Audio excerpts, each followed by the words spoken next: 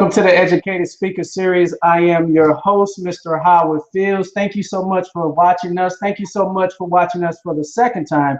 We had some technical difficulties earlier, but we had to keep going with this outstanding show we have planned for you. Thank you also for participating. I say participation because we will be monitoring Twitter tonight using the hashtag ES Series. We will have questions, comments, your feedback, points of clarity, you name it. Again, utilize Twitter, hashtag ES Series, and we will get to that momentarily. But without further ado, I would like to welcome tonight's guest. This particular young lady has 4 years of educational experience. Previously, she taught for 3 years at an elementary level.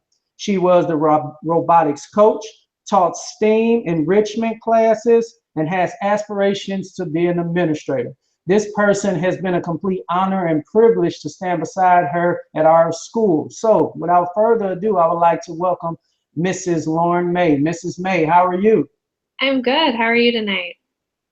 I am spectacular. Thank you for asking. And the reason why I say spectacular, you are off to an outstanding start at our school. Not only have your colleagues take notice, but also administrators from outside of the district, as well as our district level personnel. So with that being the case, can you please help us with this STEAM in terms of specifically science and engineering?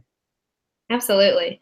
Well, in order to address integrating science and engineering into the classroom, I think we first have to take a look at the next generation science standards.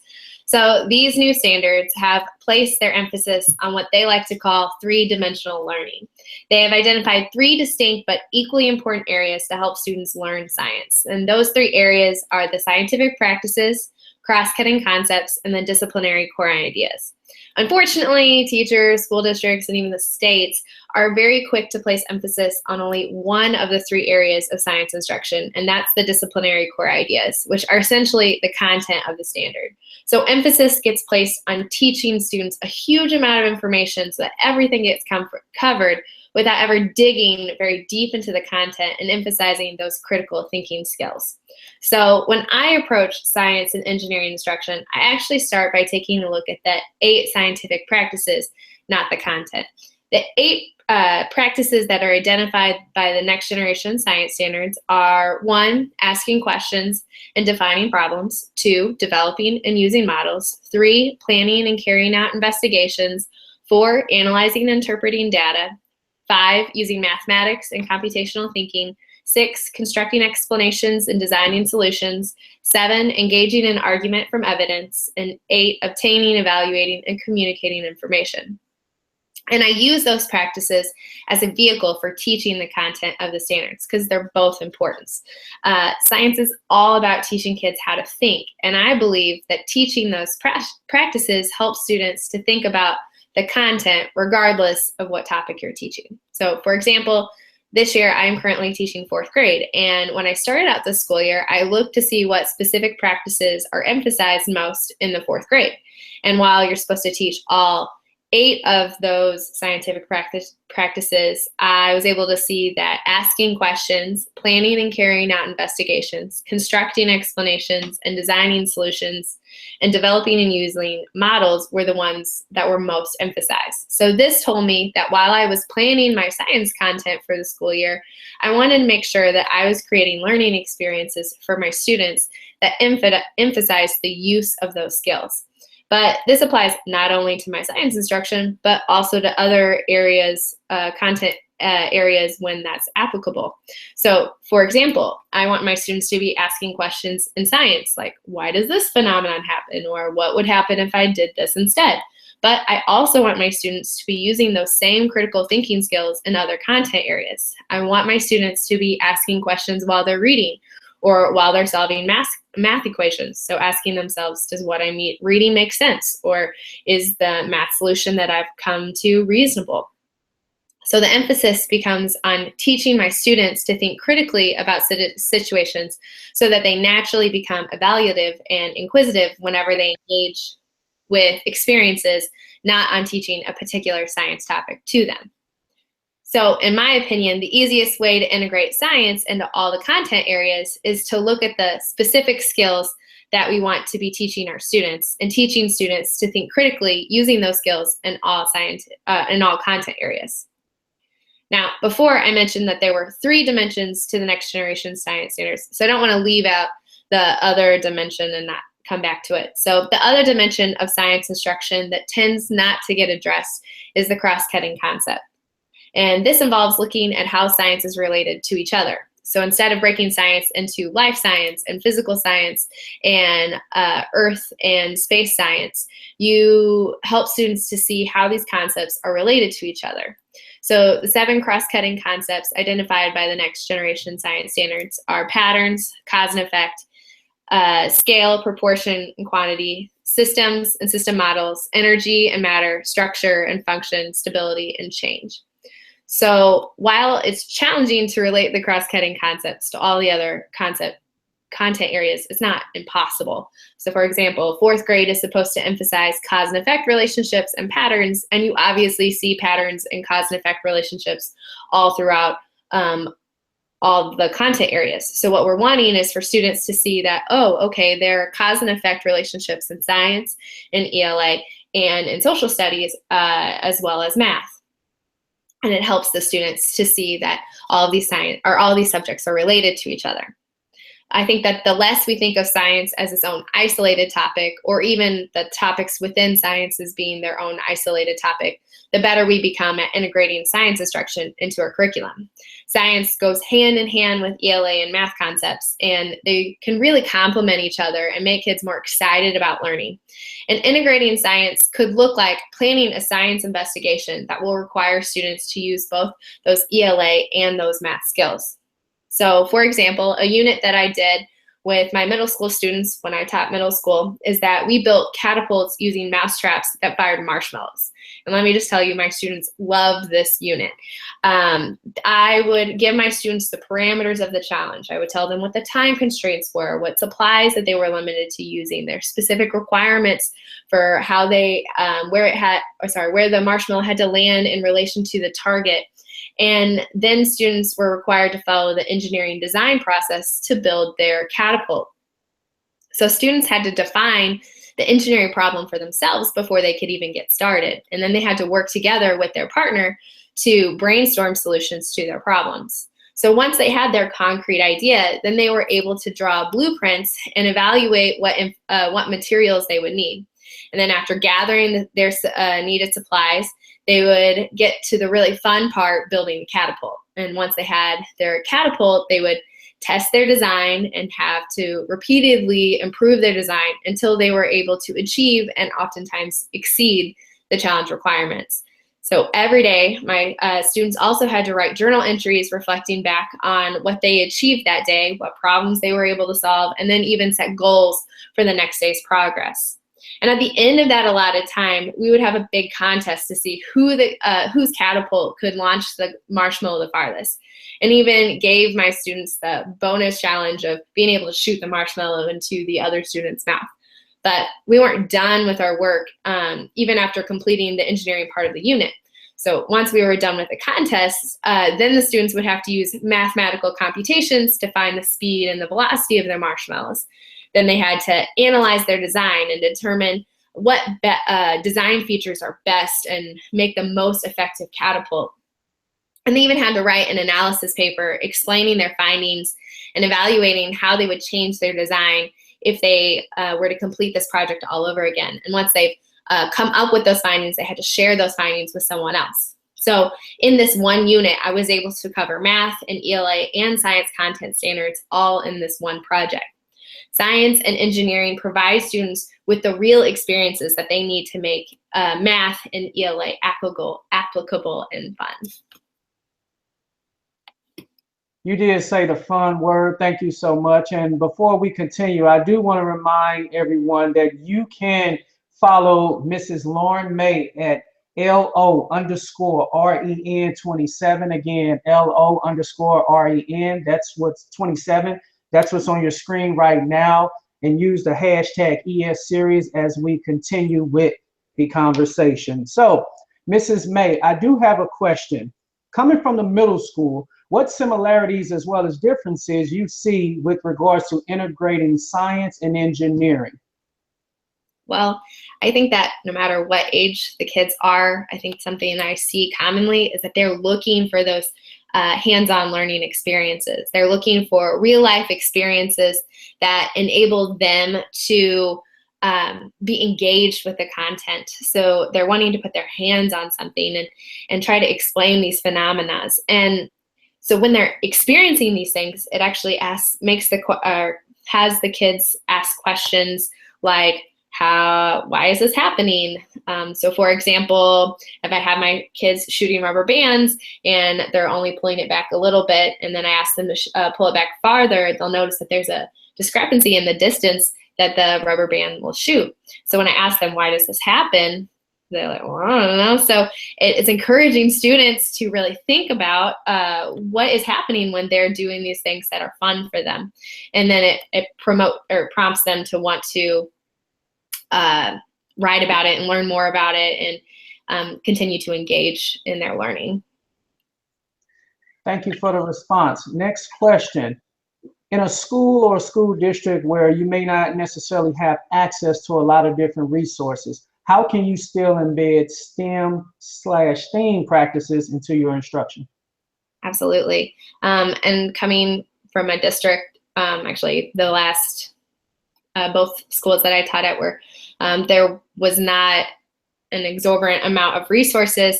Sometimes you have to get creative. I've used a lot of office supplies to fuel my instruction. So we're using things that are just laying around the house. So for example, I'm currently saving all the toilet paper rolls for or all the tissue boxes in order to use those supplies and repurpose them for engineering challenges.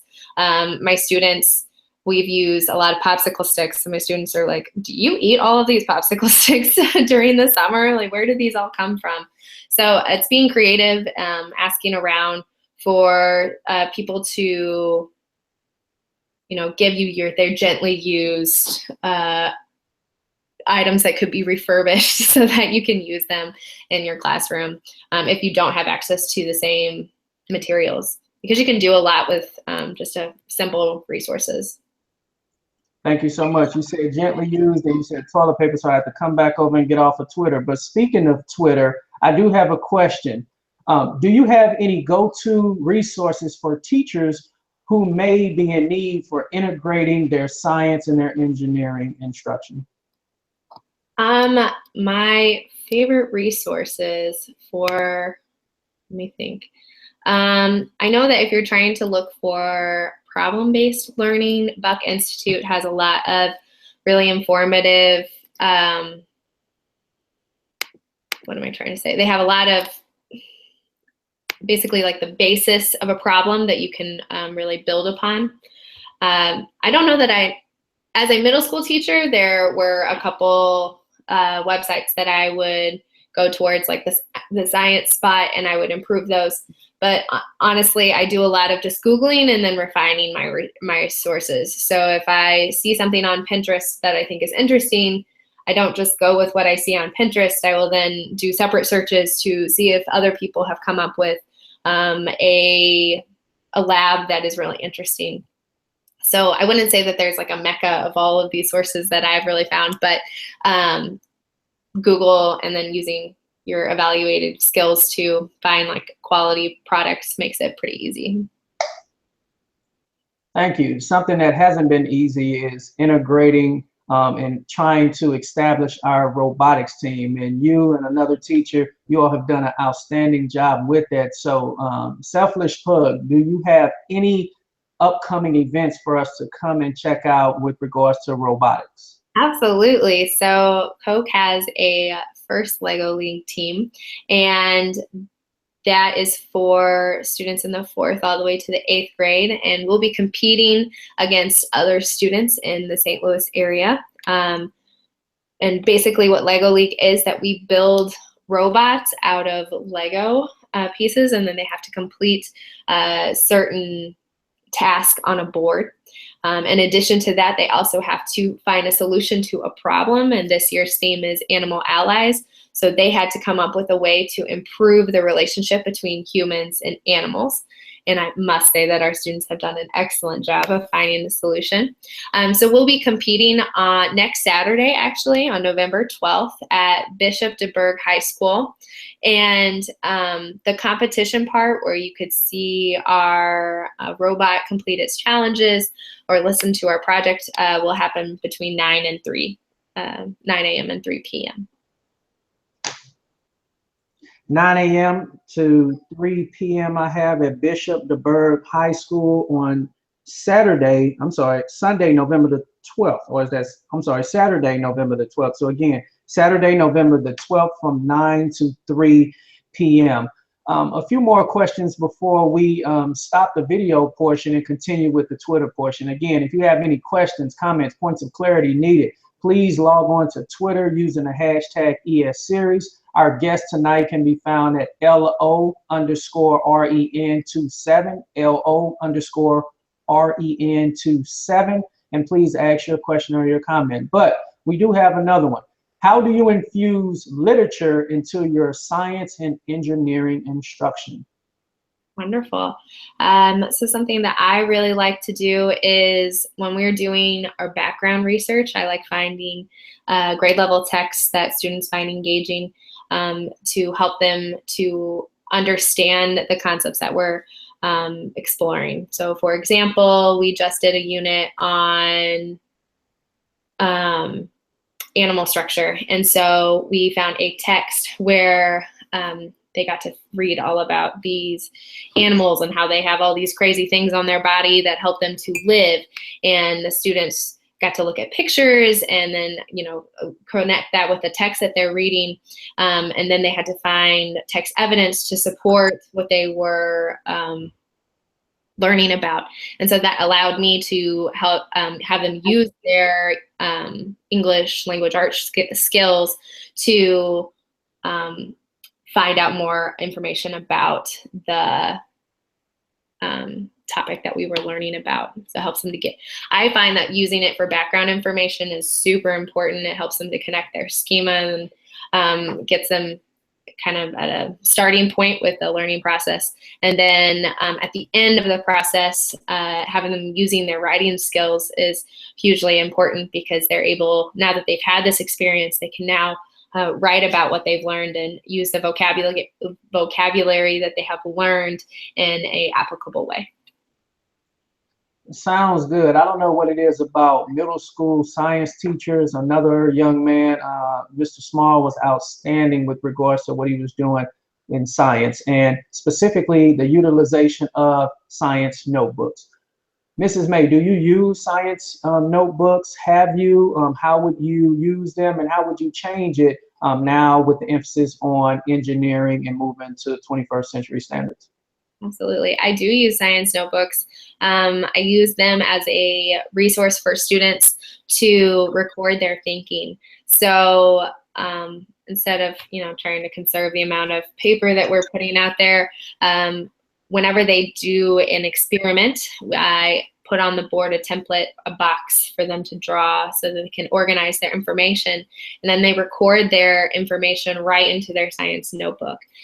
So that might be one way. We went outside to learn about observation and inferences, and in their science notebook that the students took with them, they were writing all of their observations, their quantitative observations and their qualitative observations, and they would get really excited and bring it to me. And then retrospectively, I probably should have protected the notebooks more because many pages fell out, but they were really excited about being able to write down their text and using those experiences in hand with their learning. I've also used it to have students draw their whatever it is they're thinking. With the younger kids, sometimes they don't have the vocabulary to explain what it is that they're seeing. So using drawings to incorporate what is happening, that is super helpful. It's also a place where students can write down big ideas, so those vocabulary words or the steps of the process, so that they can reference back when I ask them questions, what should be in there. And then whenever I give feedback, I can give feedback directly into their notebook so that they're able to look at it and, you know, ask questions. We can even have a conversation through our scientific notebook. Thank you so much. Anything in closing? I just want to encourage teachers. I know that sometimes the emphasis is really put on ELA and math, but science is such an easy thing that you can integrate right into your content area. So using especially like science projects as a vehicle for students to learn their ELA and math concepts, it makes them more excited, they're really engaged, and it really helps them to use those critical thinking skills that will serve them well throughout the rest of their life. All right, before we briefly show a video for next week's show, I do want to emphasize the portion of Twitter. Again, we are going to be on Twitter for the rest of the night before we get ready for school and just responding. We've had a lot of great conversations with each and every one of you. We are continuing to see the hashtag ES series, but I do want to remind us that on November the 20th, again, November the 20th, we will have our next ES series, the Educated Speaker Series. We will focus on math and 21st century standards. Again, November the 20th, 6:30 p.m., math, as well as 21st century integration of standards. For a brief video, we will show you now.